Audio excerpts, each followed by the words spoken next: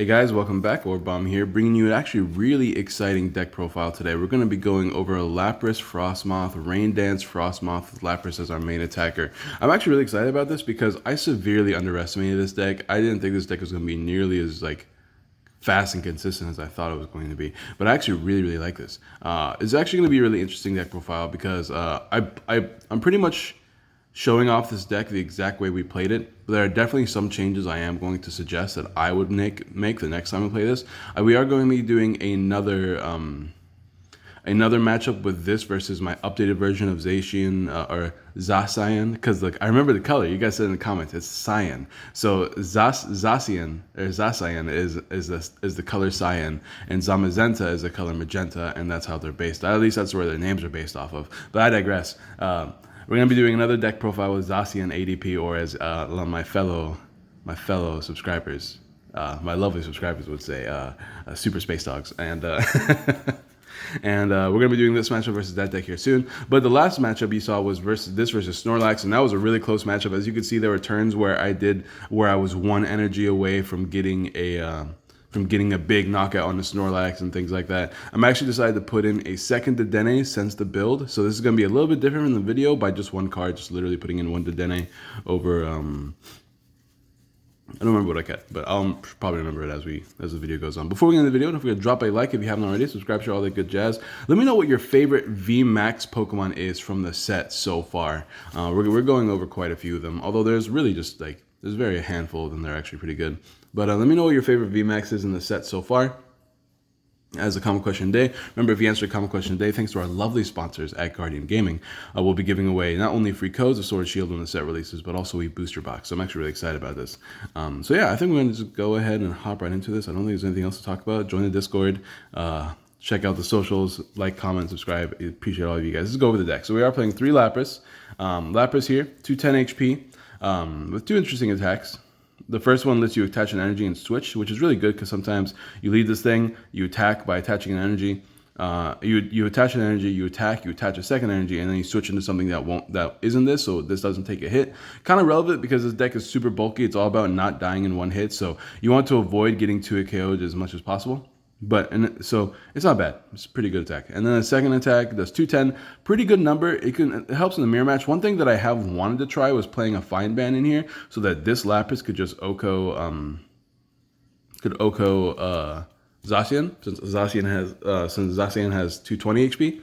So it could be worth, but Zacian usually plays the Metal Frying Pan, so that means you have to hit 250, which is going to be awkward. So I decided not to play for the time being, but it could be something you try in, because sometimes they'll whiff the Frying Pan, and then you just get a nice cheeky knockout, because getting 4 energies once you set up the Frostmoth is not that hard. So I am playing a 3 of this and 2 of the VMAX. Now I do want to go up to 3, but for the time being, for deck reasons, I only had space for 2. But I do like this card. 320 HP is ridiculous. I think it's the second highest HP we have in the game, right next to Snorlax VMAX with 340.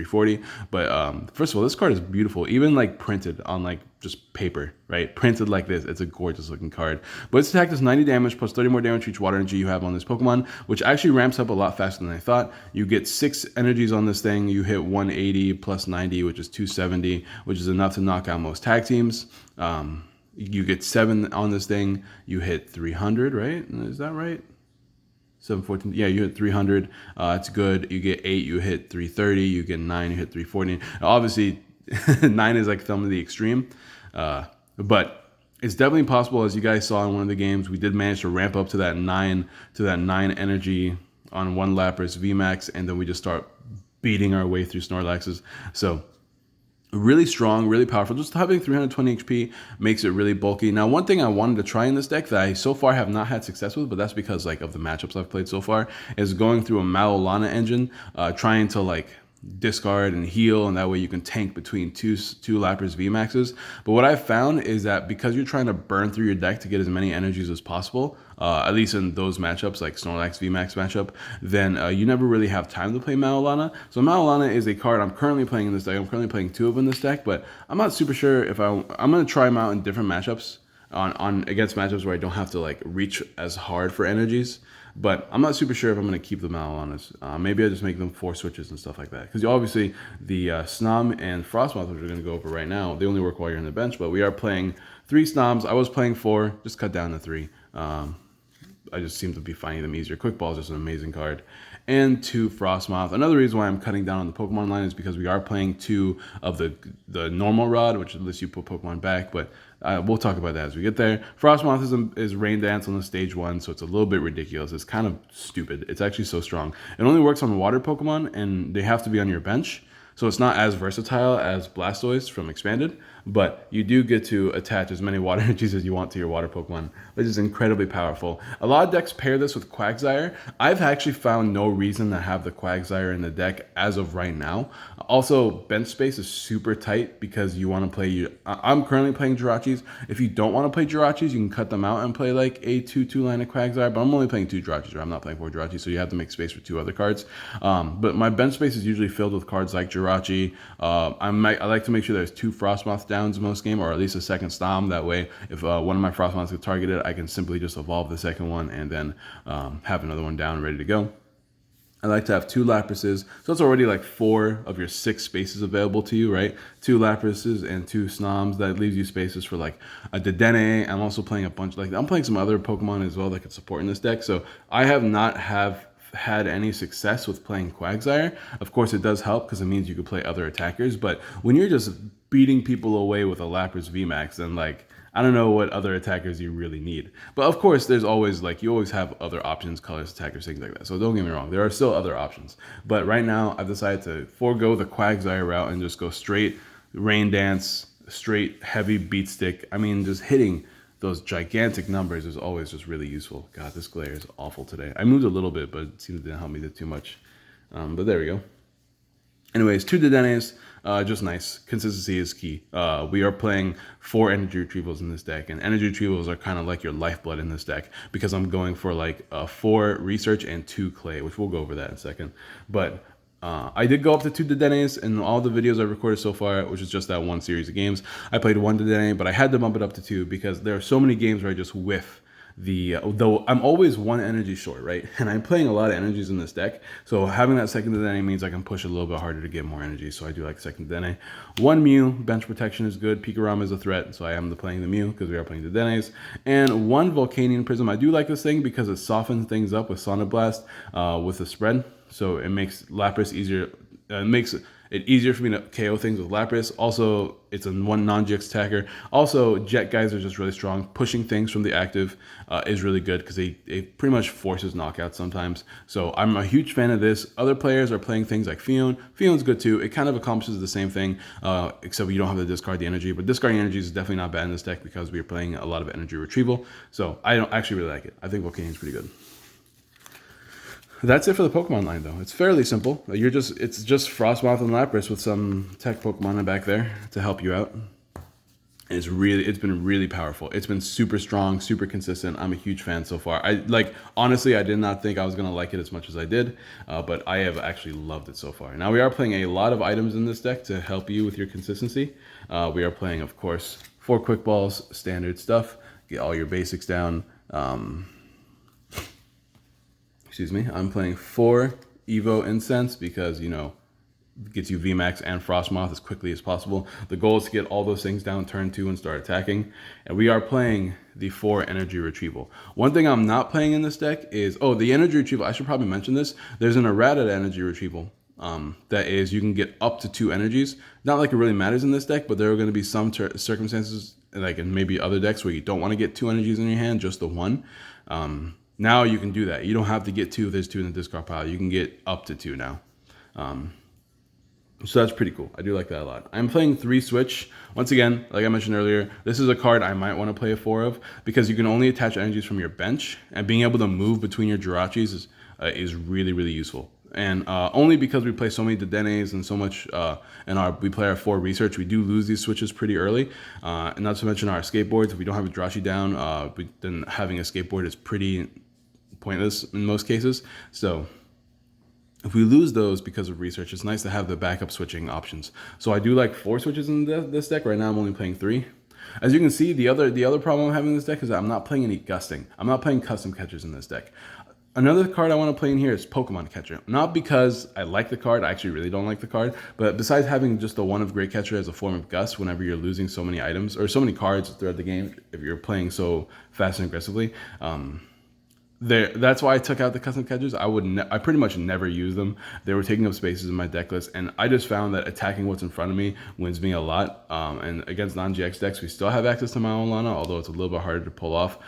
Maybe you can play things like Palpad. This is still a work in progress. I want to test against different decks, but so far against like big beefy decks, it actually has been showing results, which is good. I am playing 2 normal rods. A normal rod shuffle back in a combination of 2 Pokemon and 2 energies, so you can get up to 4 cards back in your deck. Getting energies back in your deck is something you usually don't do unless you have no more energy retrievals or you need to hard draw into energies that turn. So it's mostly there to get the Frostmoths back if they get knocked out, or the Lapras VMAX if it gets knocked out. Sometimes the VMAX gets prized, so it's nice to have access to more of them. Gets you back to Denes. Sometimes it's pretty useful, things like that. So I do like having that. We are playing 1 Great Catcher, 1 Reset Stamp, and 2 escape boards, which are going to be put right here, I guess. 2 escape boards.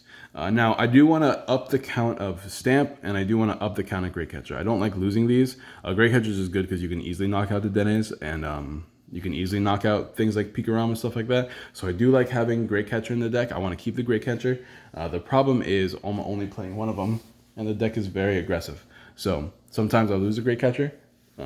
So that can sometimes be an issue. I'm playing Clay in this deck to kind of avoid having to lose items all the time. Clay is pretty useful because it gets you the items back into your hand while also discarding energies, which you can then get back with energy retrieval. So it's essentially like drawing energies. It's actually really strong in this deck, but I'm only playing 2 Clays and 4 Junipers and 4 Research. I might want to swap that around to playing 4 Clays and 2 Research, because Clay has actually been pretty successful in this deck, especially since we are playing the Fishing Rod. The Fishing Rod does get back the Pokemon that we might lose. The only other problem I'm having in this deck is that I'm playing the Weak Guard energies because just because of Morpeko and Pikarom being as strong as they are.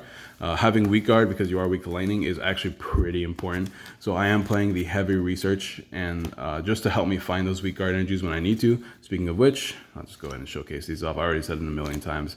That's my supporter line. Really simple. Malolana is just there to heal against 2 KO decks. That's pretty much it. Malolana is the only card I'm considering cutting out so far, though. I have to try it out against non-GX decks or decks that can hit really hard versus me, and I don't know. Because so far, I haven't used the Malolana yet. I played like 10 games of this deck. I've only used Malolana maybe once or twice to help me switch, but that's about it. So Malolana is in the air. I'm going to be trying this deck a little bit reworked with the cards I've mentioned I wanted more copies of, more Stamp, more Great Catcher, maybe some Pokemon catchers, maybe another switch, things like that. It's going to take a lot of work, though, to figure out how to make those numbers work. But I do like this a lot. I do like the 2 Clays, 4 Sycamores, 4 Research. It does make this deck flow really, really consistently, and I really like that. And I like the Pokemon line a lot, and I like these supporters a lot. I really like the 4 retrievals. There's a lot of cards I like in this deck. It's just a matter of I want to play more of it, and it's a 60 card list, yada, yada, yada. 2 Weak Guard energies so that we can find those. It makes our matchups versus Morpeko a lot nicer, mainly because we can actually... We can push the dolls away with Volcanion Prism, which is pretty nice, because Morpeko sometimes has a little bit of difficulty setting up their Morpeko while also getting down multiple dolls. Like, they have to actually go off if they want to find multiple dolls at the same time. So in that case, you're pretty much good to go as far as dealing damage, because you have access to your Morpeko. Or you can have access to taking a knockout in the early turns, and then Malolana does help you in the Morpeko matchup. You can also attack with Mew, which is pretty nice, just being able to knock out a doll, which is pretty good. And obviously this can attack once or twice as well if you needed to. So yeah, I have liked it so far. And then Frostmoth actually can knock out a doll as well. Fun facts. But we are doing that, and we are playing a very heavy amount of water energies, which is pretty imperative. I actually really like this number, and I did not want to go down at all, but maybe I'll have to. We'll see. But I'm playing 13 water energies and 2 of our Weak Guard energies. Now, once again, this deck is still in the building blocks. It's unlike, like, I'm not as confident in this list as I am in the previous list that I've uploaded so far, but I'm still very confident in how powerful this deck is. So I'm a huge fan of it so far. Let me know what you guys think in the comments down below. All suggestions, leave in the comments down below. I will say, I want to give a shout out to people like Dark Espeon, and there's a lot. I can't access the comments right now, but if I could, I remember Dark Espeon particularly because we did have a nice conversation about this. I do really have really enjoyed the conversations that we've had about the list in the comments down below. It has made me rethink some things and try to build lists differently, and maybe try out different concepts to see if I like them. Like, I'm currently trying out the clay engine in ADP and in ADPZ, in Zacian ADP, because I'm not a big fan of it, but it does come. I don't think it's as good as the research, but it does come with a huge bonus of keeping your custom catchers. Like, you're less likely to discard your custom catchers when you're playing it with the clay engine over the research engine. So I'm in the air about it. I've only played one game with it so far, and in that one game, it was really annoying because I was just like, I don't have, like, I have this custom catcher in my hand, but I don't want to lose it, so I don't want to play the Dene, and I'm not drawing anything, and yada yada yada. So I've had to pass a few times with Access with Zacian, but I don't know. We'll see what happens. I'm gonna be trying a lot more games. Probably gonna be playing that version versus Lapras when the time goes by. But that's gonna be the video, guys. I'm gonna stop rambling here. The next video is gonna be Snorlax. I'm really excited about it. I think the Snorlax deck is a lot better than I thought. This is cool. I really like this format because these decks are actually a lot stronger. Like, a lot of these decks I can see being solid contenders in the format, which is really exciting for me because a bigger format means a lot more fun, and this format has been feeling really healthy. I like the turn one no supporter rules a lot. It does make the game feel a little bit more balanced than it did before. And yeah, that's gonna be the video. Don't forget to drop a like, subscribe, share all the good jazz, and I'll see you guys next time. Peace.